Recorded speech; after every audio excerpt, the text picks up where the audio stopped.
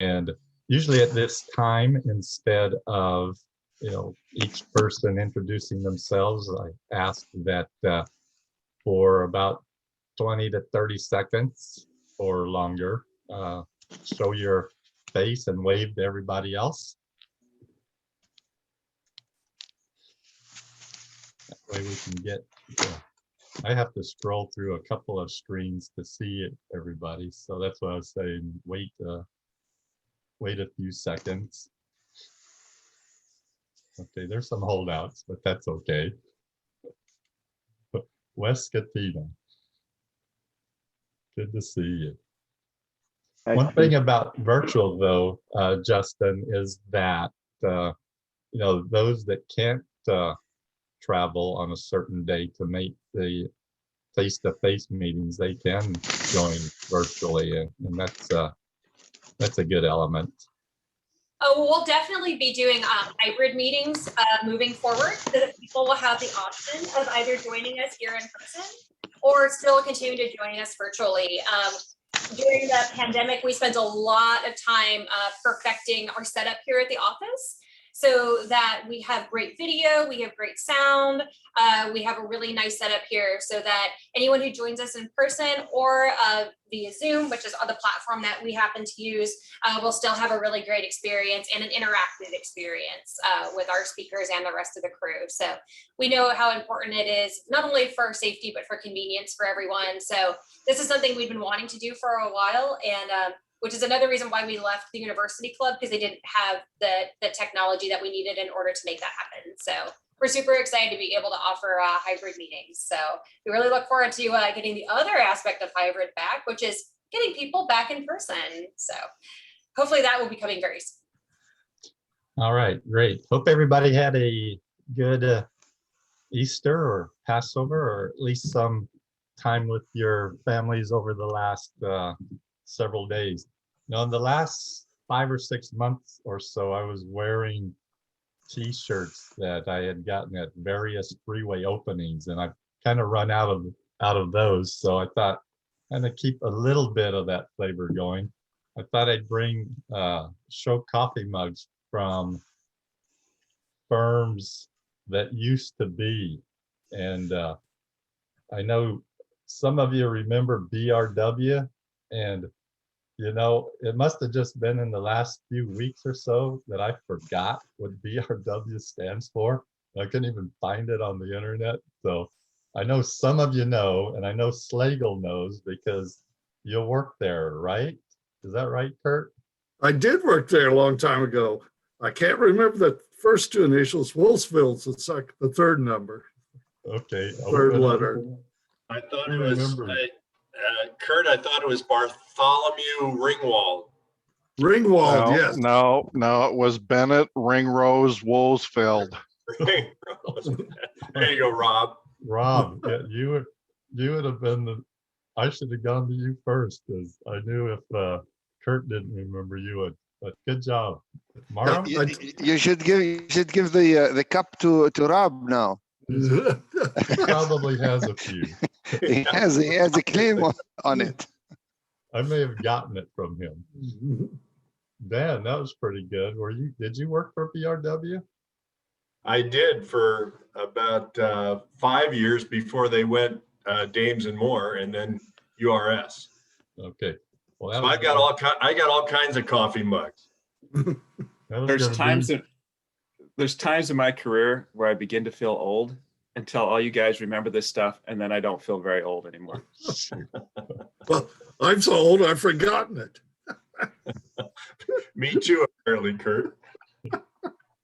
Well, that's good. There was I remember Rick Pilgrim. I guess he was, I don't know what his position was, but he was the highest level guy that ever came to visit me when I was at Adot. Good guy. I hope he's still alive. Does anybody know? Yeah, I think he's still in Denver, and was with HDR, I think. That's what I heard. Okay. He led the Paradise Corridor, remember, Steve? Oh, okay. Yeah. The famous Paradise Freeway. Yeah, the non-paradise. All right, well, back to business. Oh, that took a lot of time. Sorry, guys. Uh, Carla, comments from FHWA. Sure, and thank you, Steve. Good to see everyone here. I actually enjoyed the virtual because we get so many more people. I am looking forward to seeing everyone in person, but love that we've been able to continue these meetings. So Steve, what I have from FHWA first, it's an internal announcement. At the end of March, Mike Worrell from the Arizona division assumed the role of acting system performance team leader for us. Prior to that, Eunice Chan had been our acting system performance team leader, and we hope to get approval to backfill soon and get that position advertised. And then I'll move on. As you all have probably read and heard about in the news, it's been an exciting time right now for infrastructure. They're actually talking about infrastructure. And last week, the American Jobs Plan was introduced, and this is President Biden's plan to make a historic investment in America. It is a component of his Build Back Better agenda. So it's a 2.3 trillion infrastructure investment package, which allocates 621 billion in transportation and resiliency, with 115 billion of that for modernization of bridges and highways. So that was announced. There's still probably a lot of work to be done for it to get passed, but it's still an exciting time that we may have some new funding coming in for infrastructure.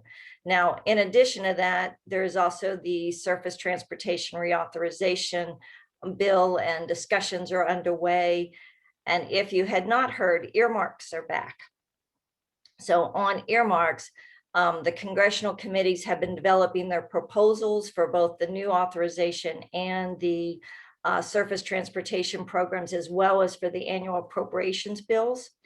And as part of this, with the earmarks in mind, the House committee has put a call out to their members for potential earmark projects for fiscal year 2022 funding.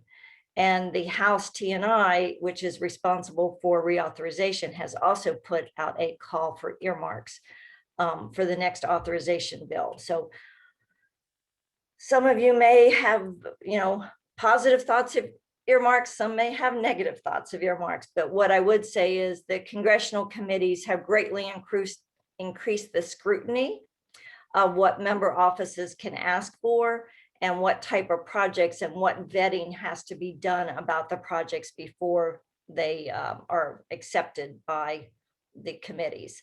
And the House T&I has issued an instruction booklet for their members that covers this criteria.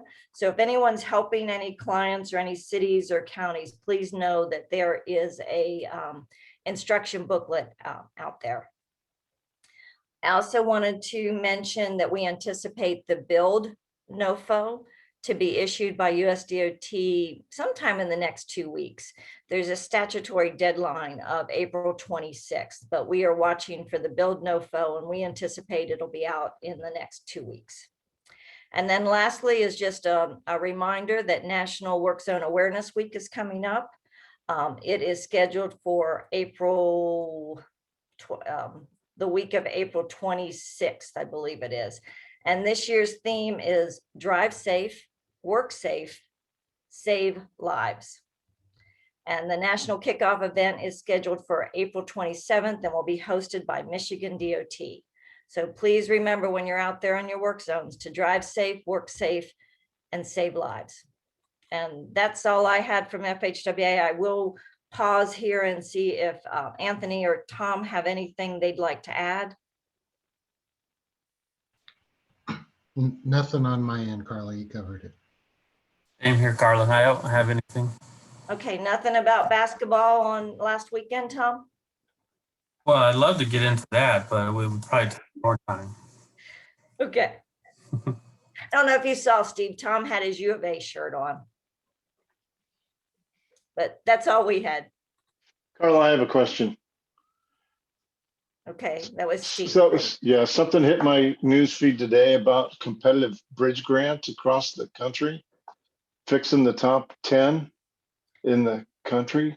Can you speak to that at all?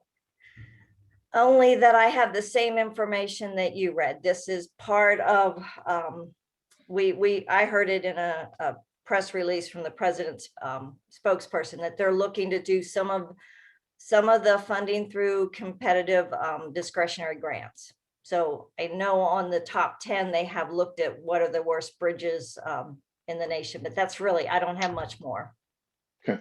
But it's good to be attuned to the news. You guys are getting the same information I am. Okay.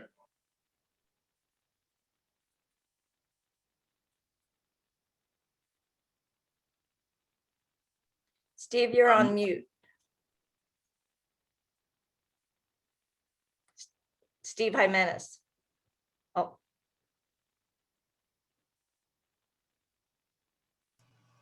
Had trouble getting my cursor to the mic. But yeah, thank you, Carla.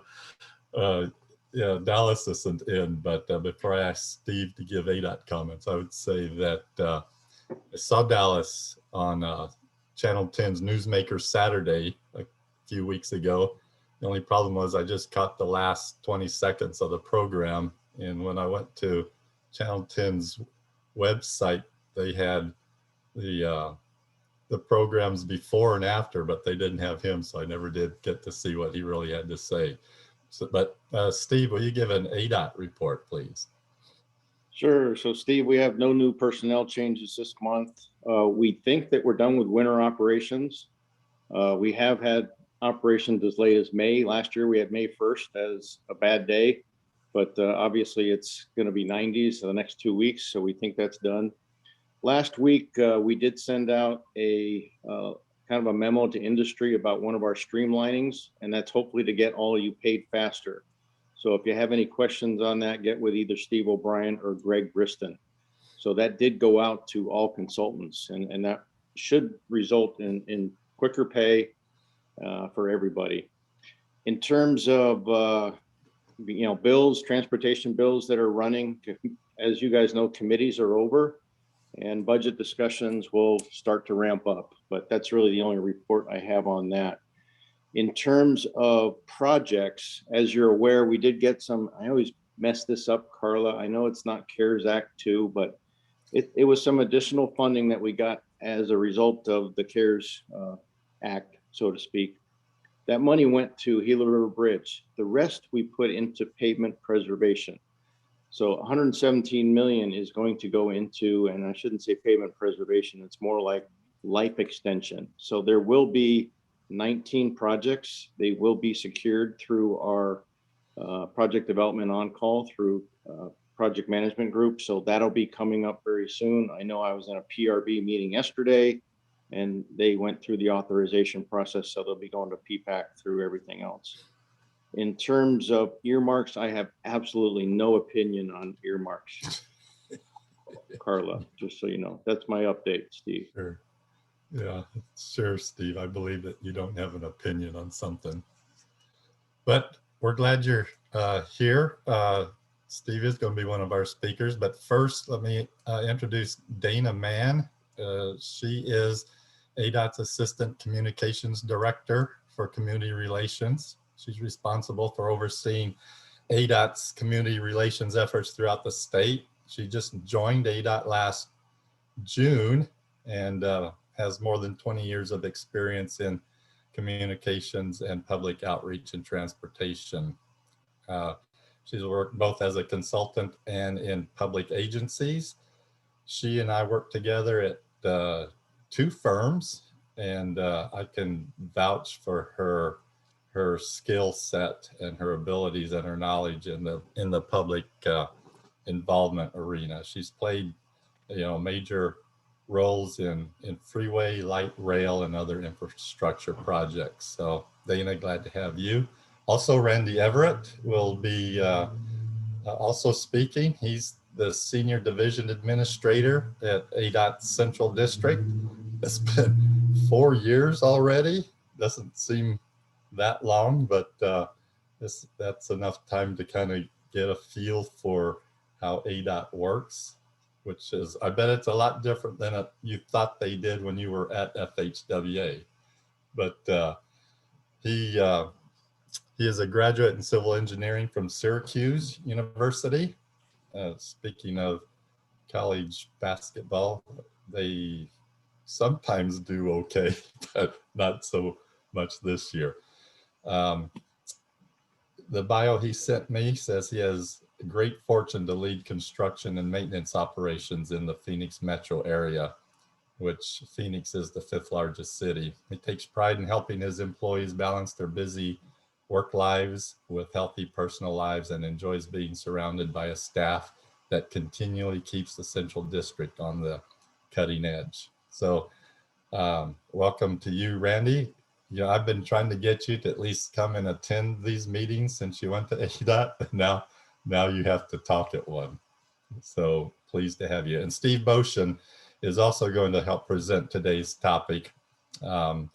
He wouldn't send me his bio, so I get to make things up about him. But what I do know, he started at ADOT, went and worked at a couple or more engineering firms we mentioned in Tranco earlier, and DMJM.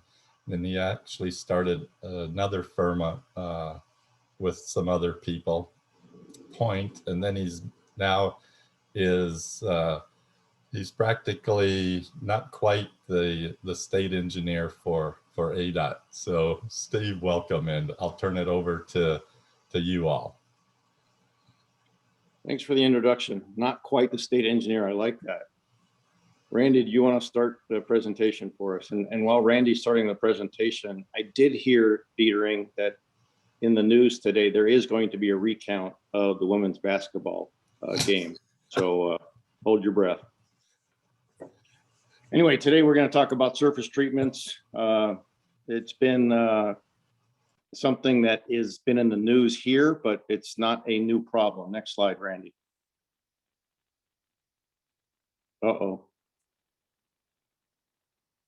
So you already know who we are. One unique thing about Dana is she does not spell it the way I would think you would spell it. So Dana has been a huge asset since joining us. So let's talk about pavement condition. This did not happen overnight, guys. This is a condition crisis that's been brewing for at least the last 10 years. The pavement chart that's shown on the right is mostly asphalt pavement. And after about 12 years, it does need what's considered a mill fill. And we just haven't been able to do that with our revenue streams. Next slide, Randy. You guys have all seen these charts before. You know, we do have 6,800 centerline miles. We got 28,000 maintenance lane miles. We are losing ground every year in terms of our pavement condition, and this is statewide. Next slide, Randy. So here's the MAG pavement condition. Similar to statewide, many pavements are advanced in age. So you can see the ones in the red, those were done in terms of the rubberized asphalt back in 2003 to 2005. Some of our newer ones, they did have application of rubberized asphalt. One point that you're going to hear Randy and Dana make today is pavement treatment is not allowed in noise mitigation modeling. Most of you folks know that, but just that's one point that gets lost on some people. Next slide, Randy. So what's the problem with the pavement? There is a huge confusion between capital improvement, which is pavement rehab, versus preservation and maintenance, fogging and crack sealing. What I mean by that is a lot of the folks, even in the MAG membership, feel that ADOT should be maintaining the rubberized asphalt, and that means replacing it on a 10-year basis. We don't consider that maintenance. That is a capital improvement. So until we get the semantics right on that, that's going to be tough. Now, here's my little dive into earmarks. The whole US has a thirst for expansion projects. And that's, I'm not even talking about earmarks, am I, Carla? But there's an addiction for building new roads and doing expansion compared to, doing capital improvements on your existing infrastructure. So that's just a known problem throughout the US. I'll leave it at that. Next slide. So what's the problem with noise? This is a recent, email that we got through our Envoy system. This was just 4 or 5 days ago. I'm impressed. The driving surface is amazingly smooth. This is on the Pima Freeway on the 101 on our North project. Excuse me, getting all choked up. Unfortunately, this is a rarity. So let's look at the next slide.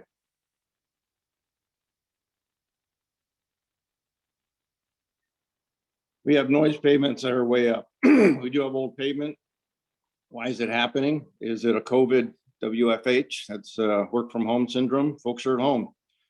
We did have an increase in speed. That does increase, tire noise. So that when we had congestion before, people didn't notice it as much. When speeds go up, it does get a little bit higher. Is it a perceived issue? A lot of people have, smartphones and they put this noise app on their phone, but they don't know how to read it. They look at the peaks as opposed to the average. So they've got to look at the LEQ. There's a misperception that projects are going to make everything right. And we don't have a lot of projects in the valley right now. Next door apps. Dana's going to talk a little bit about that, meaning one complaint becomes, 500 complaints. We're also getting requests that are sometimes a half a mile away. And we are the only state in the nation from a national practice perspective that is covered up perfectly good concrete pavement. Now, we did it for a reason, for noise mitigation, but it was icing on the cake, meaning it was in addition to recognized noise mitigation practices, which are berms and walls. I will commend our communications folks, EPG, our noise modelers, and Central District for recently doing a great job in responding. I will say that we have potentially over-responded, but I'll let Randy and Dana talk about that. Next slide. So this is what Dana gets to deal with. So, that other slide I showed the great comment, but since January 2020, we've had 420 complaints. That is a marked increase in complaints. And most of these started happening after, say, March, April, obviously when COVID starting. So you can see that the map, they're all over the place. We had a bunch in Tempe on the Price Freeway because that was one of our projects that we started diamond grinding on. Next slide, Randy. So here are just some rules of thumb for noise.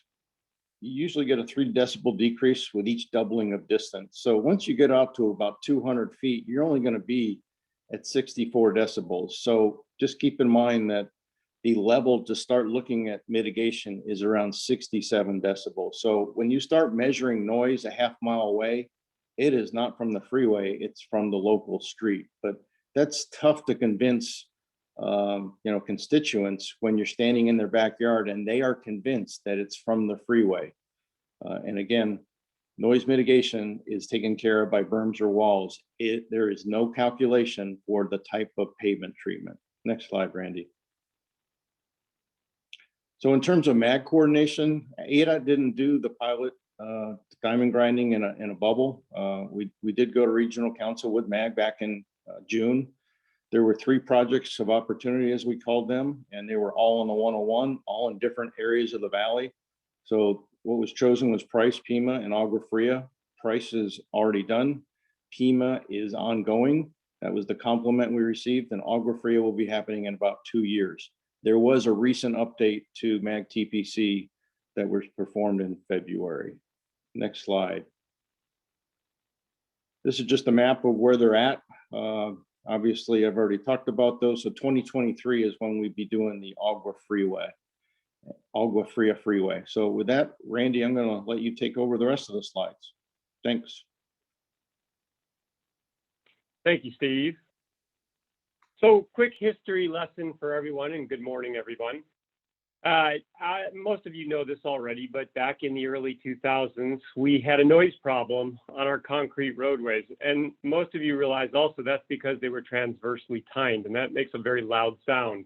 There were a lot of investigations that went down in that time, but without too much of investigation of the concrete, we went to the decision to overlay the concrete surfaces with a rubber asphalt mix. So just like the rest of the state, as Steve pointed out, we're in a bit of a crisis mode here. We've got 5,500 lane miles in the central district. We know that in 10 years, that design life on that rubber starts to weigh in and they start to have their degradation.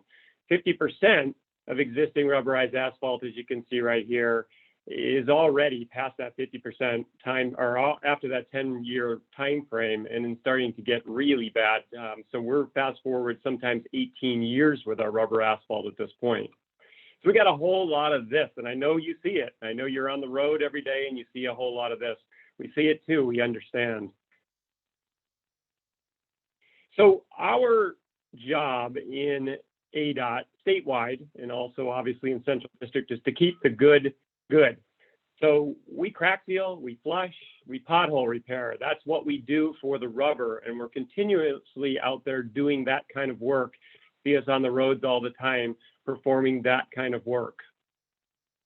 But there's a capital improvement need, as Steve was referring to, that is coming, and it's coming fast. And that is hundreds of millions of dollars are needed to keep this rubber asphalt in good condition.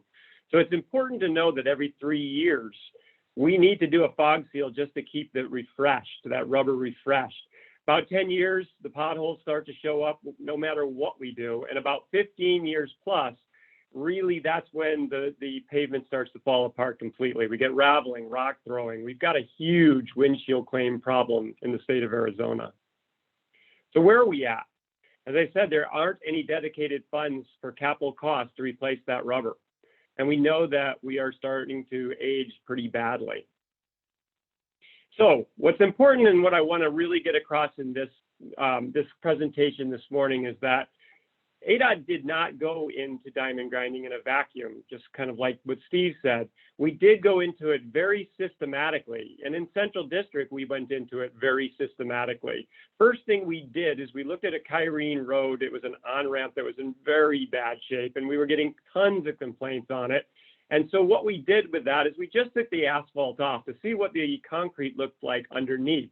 And what we realized is the concrete looked really good underneath. And so we thought, well, let's look at some different thoughts here. What can we do in the future maybe to look at this a little bit closer? About that same time, 101 in the Pima section, the concrete was already exposed because the milling had been done on that project. So we looked into 4 different alternatives for what might be done to a concrete surface. We looked a little bit at the next generation. Well, we looked at a test section on the next generation, which is a deep groove. It brings it to a quieter look, a quieter feel, a quieter overall. We like that. It's expensive. The skidabrator, we tried to do that. That's a good traction improver, but the look wasn't so good. Micro milling, we tried that, but that didn't work at all. In fact, we stopped that test case very early, and we ultimately settled on diamond grinding. What is diamond grinding? It is a closely spaced diamond grade blades that go down about maybe 1/8 of an inch, 1/4 of an inch. They take that off, and then they have this groove surface that the tires ride atop of. And it gives for a very improved ride. It's a nice ride that comes out of that.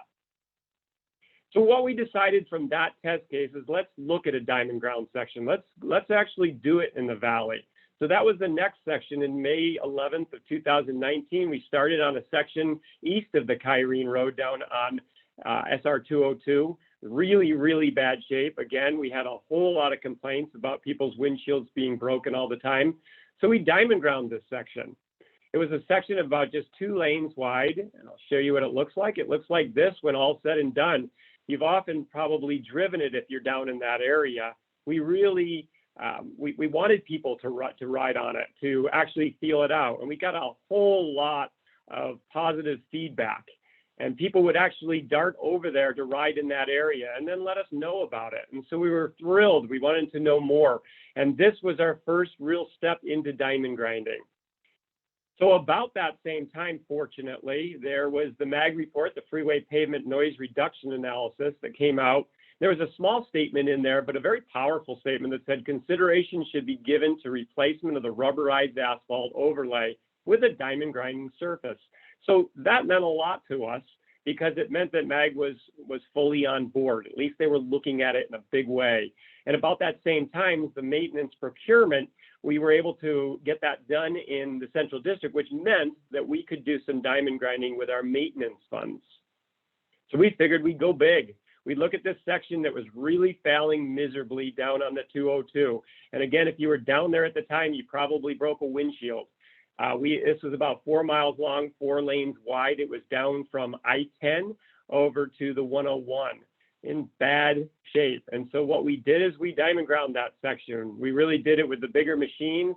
We went to town on it. We've actually come up and cleaned it up even more. We've now done the HOV lane, and we've done the rest of the westbound lane. So the whole section from I-10 to 101 is completed down there. It gave us that good ride. It gave us that quiet ride, and it looked great down there. So we were thrilled to move on with this.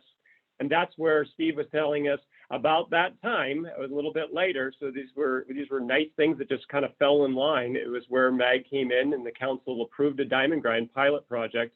And Steve went over where we're at with those right now. We're looking, and this is important, we're looking for the life cycle costs. What's the quality of ride over time? What is the people's public acceptance of diamond grinding? We want to know all this on these diamond ground sections so we can get a really good feel of what's going on.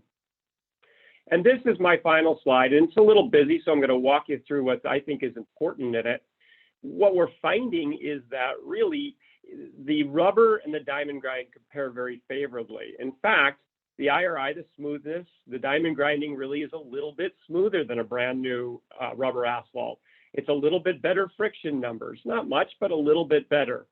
We're never going to beat the sound quality in a diamond grind of a rubberized asphalt. The rubberized asphalt is going to be quieter at the beginning, but remember, about 0.5 decibels per year it degrades.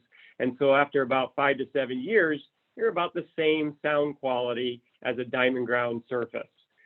The aesthetics, I'm going to just tell you, it's not as pretty. To diamond grind is not as pretty. It's a beautiful thing when a black asphalt rubber is laid down. And that's just something we're never going to be able to beat. But the final thing I want to leave you with, and this is why we're so adamant at ADOT of looking at this for the future, is that middle section, that 30-year service life cost. What we're finding in our research is that we're really looking at the diamond grinding being about half the cost.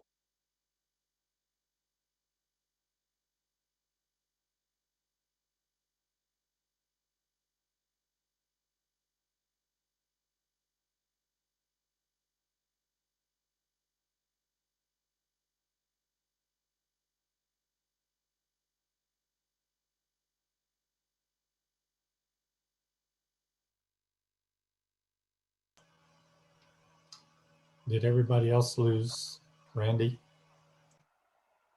Yes. Yes. Yes. Yeah. Yes. I think he knows it, but, 'cause he was fiddling with something, but So since this was Randy's last slide,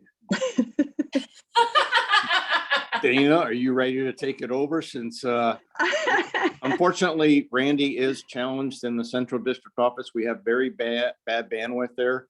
So when he gets on Zoom, he can't do both. So take it away, Dana. All right, thank you very much. So it's great to be here this morning. As Steve mentioned, and Randy is, whoops, what happened there? Thank you. So as mentioned, public input will be one of the factors that is considered as part of this diamond grinding pilot. And we did start diamond grinding the Loop 101 price back in the summer of last year, and took a few months, but the complaints really started rolling in August. I think this is partly because, as you might remember, it was such a hot summer. I think people were indoors, and you know, as they started to kind of come out, they started to maybe notice it a little bit more. So we received more than 200 complaints from the public about along the Loop 101 Price Freeway about the noise. Again, the vast majority of those complaints were noise. People saying it's much, much louder now than it was before. There were some concerns about the aesthetics and the streaking on the roadway, as well as some about the ride quality, but again, the vast majority were related to noise. Next slide.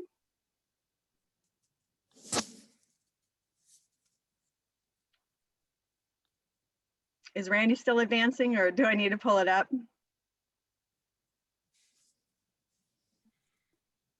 Hey, Randy.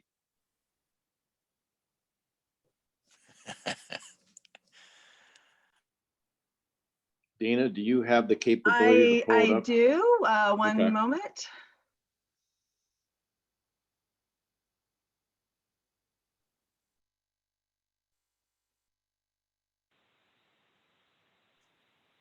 Hey there. So sorry about that. Am I? Can I be heard? Yes, Randy, Yes, we can hear you. Okay. Hey, Randy, can you still advance your slides? I can advance my slides, so I'll do that. For some reason, I'm not able to get into Zoom anymore, but I can see the slides and I can advance them. Can you see the slides? Yeah, you're on public input on pavement treatments, and I think Dana was asking for the next slide. Is that possible? It is possible. All right. There you are. You just moved. Dana, you don't have to log in. Okay, great. Thank you so much. So ADOT, we have been very responsive and transparent on this issue. When we've been responding to the community, we have put together some very extensive messaging, working in close cooperation with MAG. We've kept a log of all the complaints and our responses.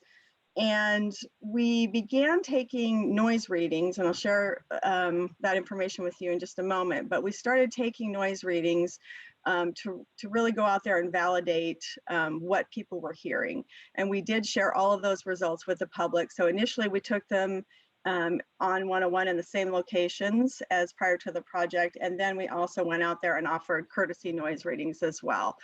We did share all those responses again with MAG in our cities, and the cities particularly of Tempe and Chandler did also get inundated with a lot of the same folks. So we saw that there were really next door campaigns of people suggesting that they reach out to us and reach out to the cities. So that's really where a lot of those stem from. Next slide, please.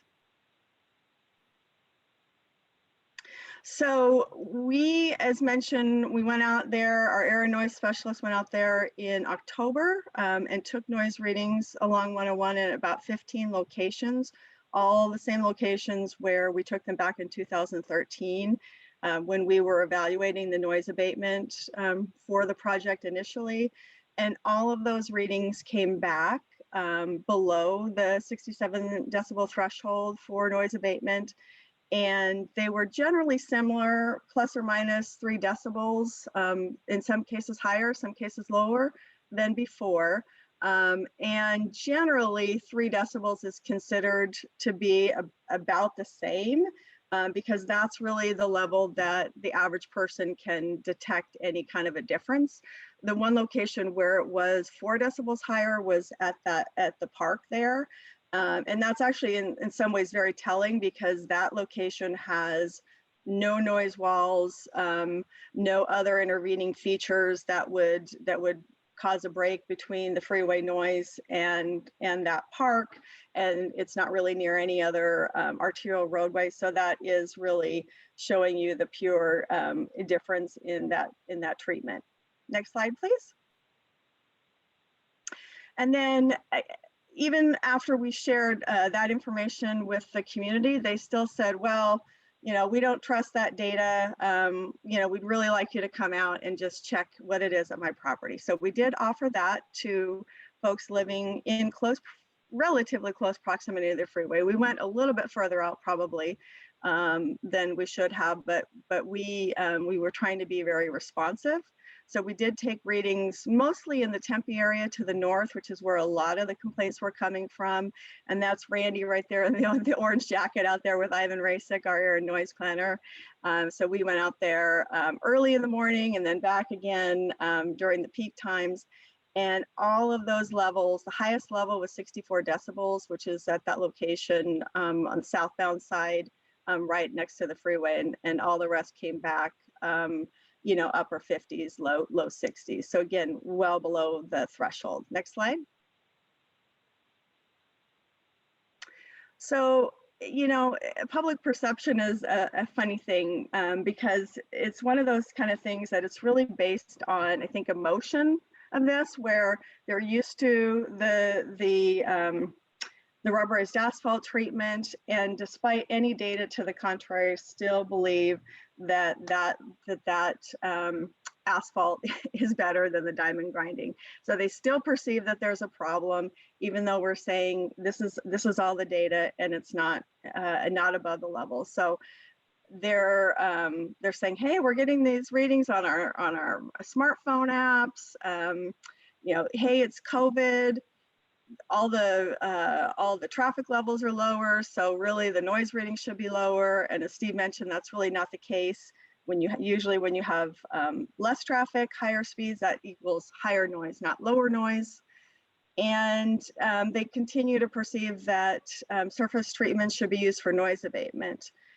Also, it's seen as an equity issue. So they're saying, why are they getting rubberized asphalt over here when we're getting diamond grinding over here? They feel like they're getting hamburger and other people are getting steak. So this is really going to be a continued educational process to remind folks of the benefits of the long-term benefits of diamond grinding.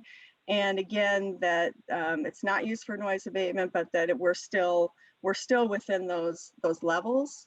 But again, I think this is going to be, we're sort of in that space where it's a transition, and again, we're still having some challenges as we're rolling this out, but it's mostly, I think at this point, a perception issue. Next slide. So we did go and give an update to MAG, Transportation Policy Committee, back in February, and provided a similar update to what we just gave regarding the results of the technical evaluation of the surface treatment, and then also the public feedback on the diamond grinding. And after that, MAG initiated an independent noise study to address some of these concerns.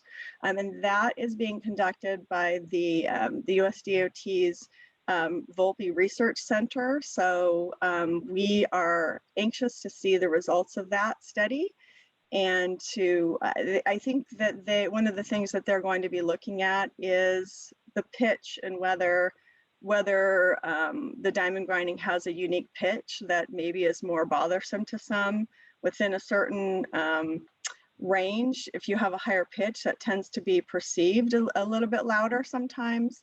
But again, we'll get the results of that once MAG shares that report. So I think this is going to be just a little bit of a transition in the meantime, and we'll still have areas where we have diamond grinding and areas where we have rubberized asphalt treatment in the meantime. So with that, next slide, we'll go ahead and take any questions from all of you.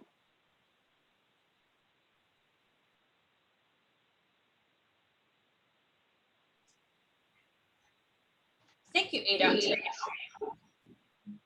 Any questions from the group? I am watching the chat at this moment. I don't have anything in there, but I will continue to watch. If you would like to ask your own question, please feel free to unmute yourself. And if you have the capability, turn on your video so we can see your smiling face. I have a question. Mr. Schwab. Yes, have you guys incorporated the construction schedule flexibility into the benefits of diamond grinding when you compare it to asphalt, the rubberized asphalt? So you can do the diamond grinding anytime you want. You're not temperature controlled. Is that flowing into your analysis anywhere? So I'll take that, Randy. So Steve, yes, we are aware of that. Again, you've got to recognize that we have to be sensitive, like Dana said. We have equity issues, and we know that. We're in a transition. If we could go cold turkey, I'll be honest with you, I'm a huge supporter of diamond grinding. Now, I also have the rubber industry that is saying, no, we need to pave everything back to rubber. So you're going to have a lot of different viewpoints, but we are aware that we have greater flexibility with diamond grinding being a year-round activity as opposed to having, paving windows that are associated with rubber. So good question, Steve. Yeah, and that'll, and if you can cut time off your critical path, that'll save you money on the bottom line. Agreed.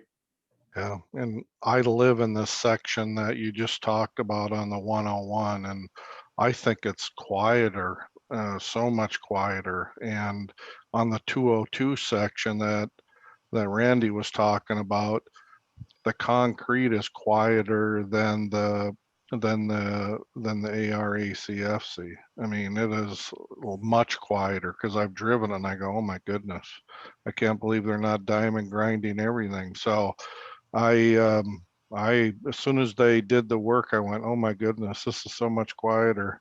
So it's hard to believe you're getting complaints. So I hear Mr. Lemke just volunteered to get 10 of his neighbors to write letters to the editor. Thank you, Rob. Way to go, Rob. Rob's good that way. I do see some hands up. So Paul, can I hold onto you for just a second? Sure. Thank you, sir. Mr. Mears, I saw your hand first. Thank you. Hey, great presentation, guys. I'm curious to know if your studies are also looking at the heat island effect or benefit perhaps without the darker surface treatment. So I'll take that, Randy. So Ed, we haven't got that much research into it, but that is kind of common sense. The rubber does hold the heat more than, concrete does reflect it. And I actually think over time, it might decrease the curling that all concrete experiences. So, but we have not factored that in, to be honest with you, Ed.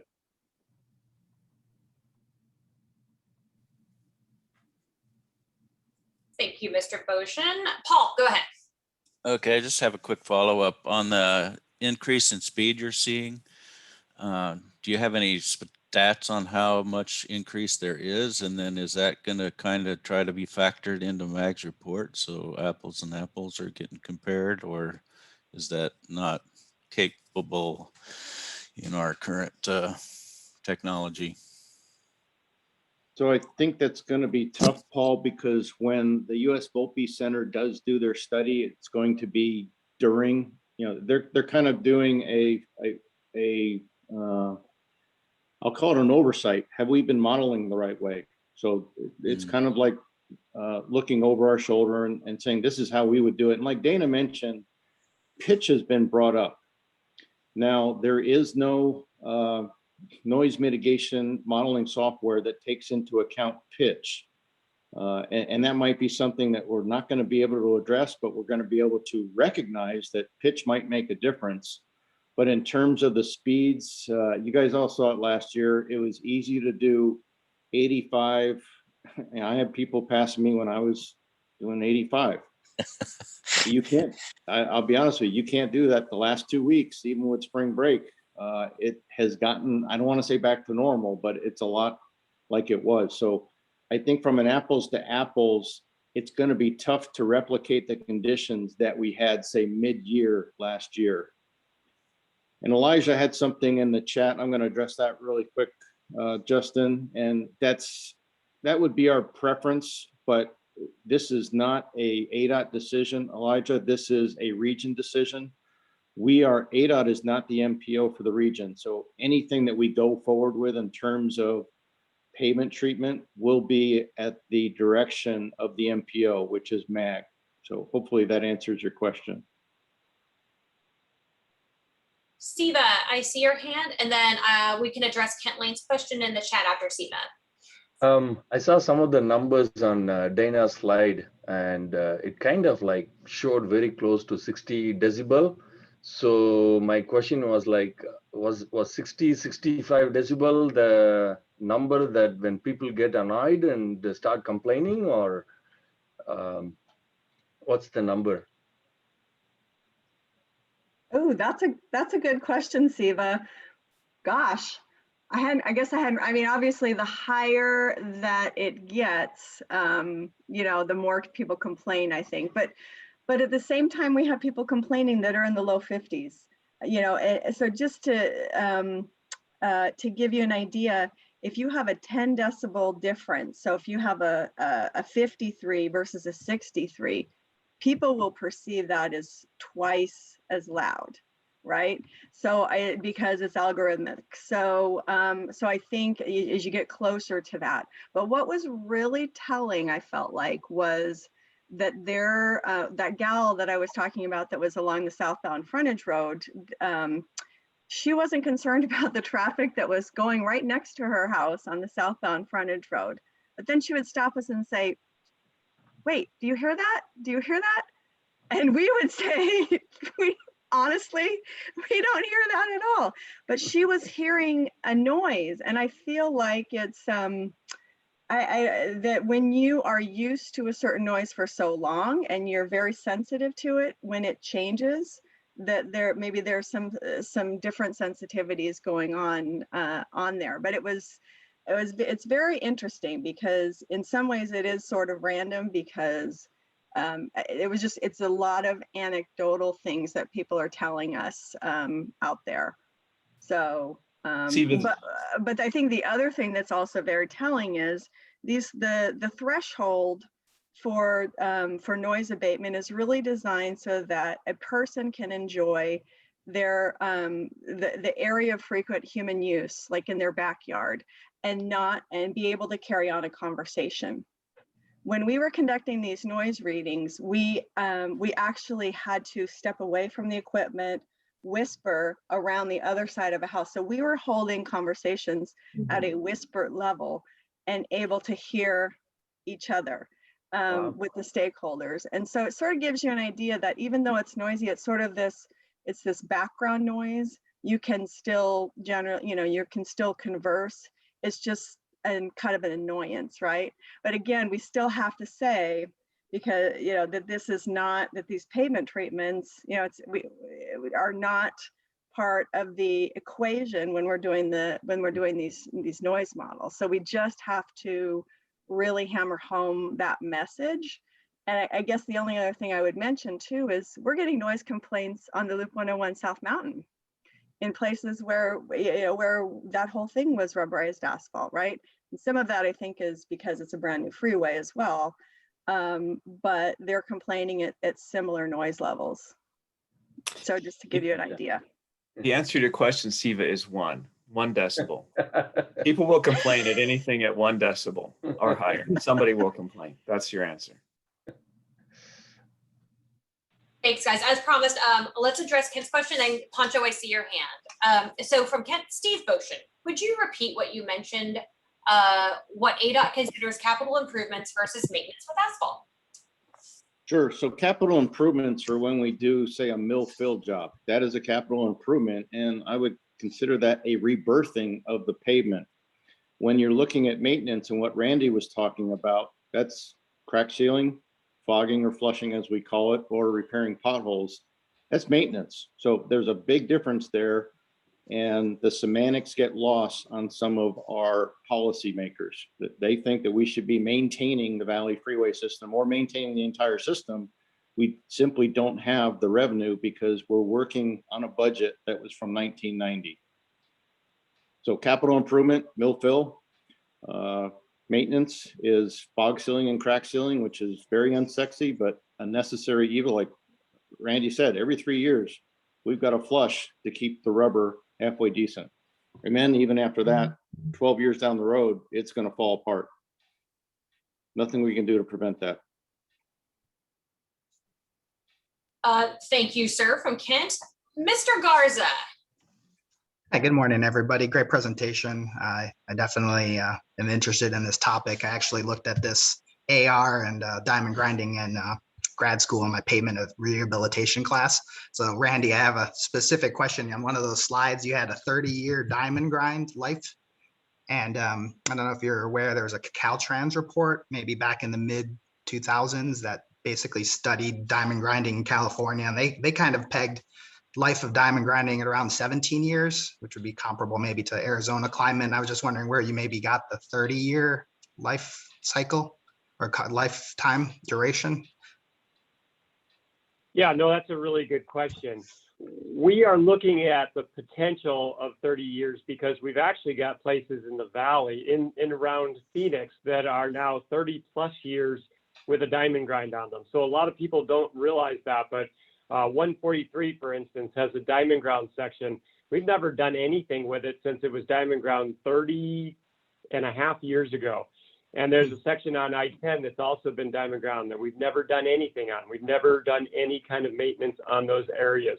So we are a little different in Phoenix than they are in California. And we are aware of that study. We know that in California, they do about every 17 to 20 years, they look for a refresh. We think in Phoenix, and not all places in Arizona, but in Phoenix, certainly, we could easily get away with 30 plus years before we'd have to go in there and do anything. Now, that's unseen yet and unknown. That's why we're looking at this so carefully over the years. Great, thanks. I have a question. When is MAG's study scheduled to be complete? Steve, I don't have an answer to that. I could get with John Bowen, but I think they want to try to get it completed by the fall of this year. But I know they just started it. It was just authorized back in February by MAG Council.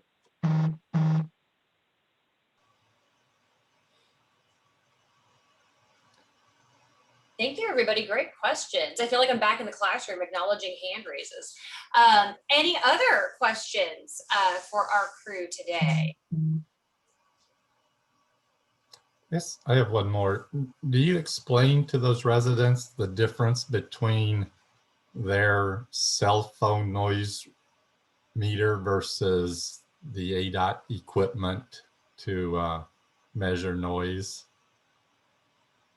We have made attempts at that. I mean, we talk about, you know, our equipment, and I mean, we're talking about a $4,000 piece of equipment with, you know, the ability to do all kinds of programming, and we do, but we do also, and then just the fact that it goes back and gets factory calibrated and things like that.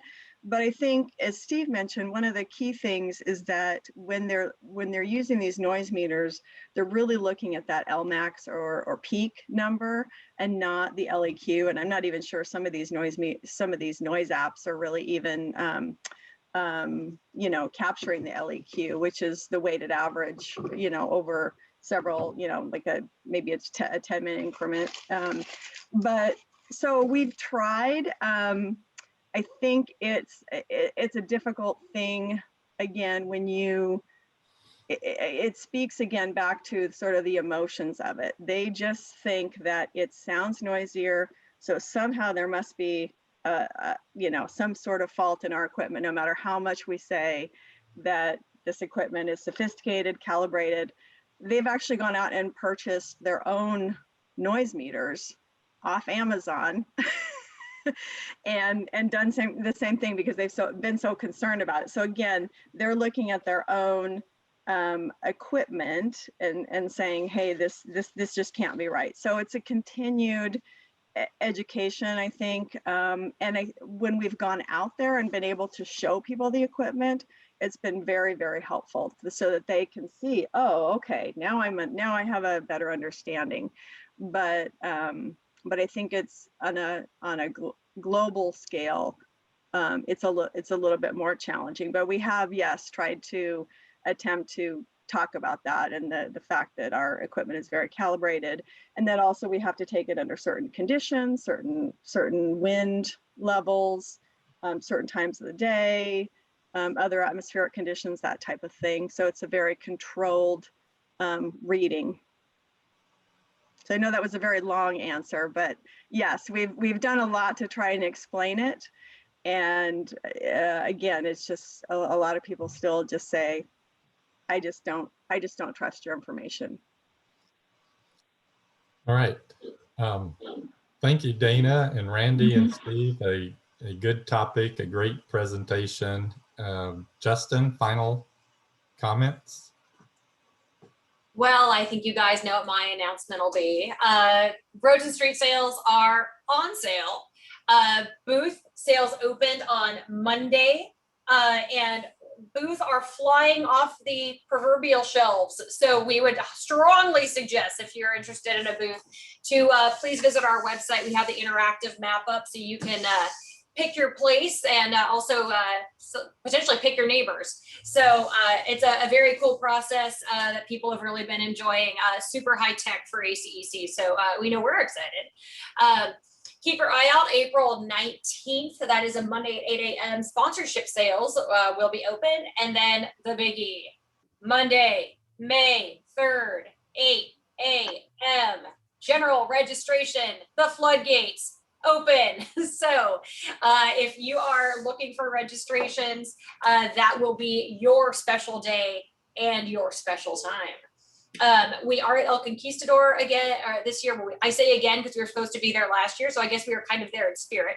But we will be there in person this time out of the gate, October 6th through 8th. We're looking at potentially 2,000 people. So we highly recommend that you buy early and buy often. So we're super excited that we're able to offer that again. If you guys have any questions, of course, Amerigo and I are always here to take care of any of your needs. So we're not hard to find. We have cots, seriously. So anyway, thank you guys so much for being here today. We really appreciate it. Steve Jimenez, I like the new theme, the ghosts of employers past. So I guess we can look forward to maybe some throwback coffee mugs now that the shirt collection has been exhausted. So thank you so much for the opportunity. Thank you to our presenters. Steve, I'll pass it back to you to close us out. All right, thanks. Our next meeting is the first Wednesday in May, which is the 5th.